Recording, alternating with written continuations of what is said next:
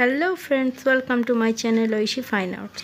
বন্ধুরা, আজকে আমি তোমাদের একটি ডগ ড্র করা শেখাবো। আগে আমি আরও একটি সহজ উপায়ে ডগ ড্র করা শিখিয়েছিলাম। আজকে একটি নতুন পদ্ধতিতে ডগ ড্র করা শেখাবো। তাহলে চলো ড্রয়িংটি শুরু করা যাক। ডগের মাথাটি ড্র করার জন্য প্রথমে আমরা একটি সার্কেল ড্র করে নিই। এরপর ডগটির বডি আমরা ড্র করে নেব। বডিটি ড্র করার জন্য সার্কেলের সাইড থেকে লাইন টেনে এরকম নিচের দিকে টেনে নিলাম। দেখো বন্ধুরা, প্রথমে আমরা সামনের পাটিকে ড্র করে নিয়েছি, এরপর একদম লাস্টের পাটি ড্র করে নিলাম। পাগুলি ড্র করা হয়ে গেলে একে একে লেজ এবং মুখটি ড্র করে নেব। মুখটি ড্র করার জন্য সার্কেলের সামনের দিকে উল্টো ইউ শেপ ড্র করে দিলাম। এরপর কান এবং চোখটিও ড্র করে ডগের ভিতরে থাকা ডিজাইনটিকে আমরা এইভাবে ড্র করে নিচ্ছি। এরপর দেখো নিচের পাগুলিকে আমরা এইভাবে ঠিক করে নিলাম।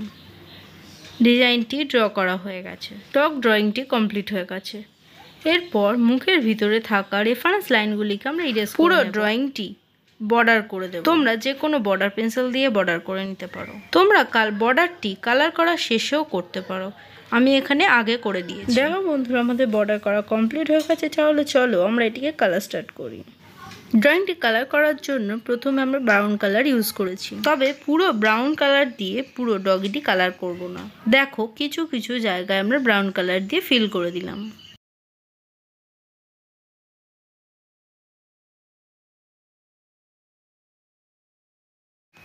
ব্রাউন কালারটি করা হয়ে গেলে কিছু কিছু জায়গায় আমরা ব্ল্যাক কালার দিয়ে ফিল করে দেব।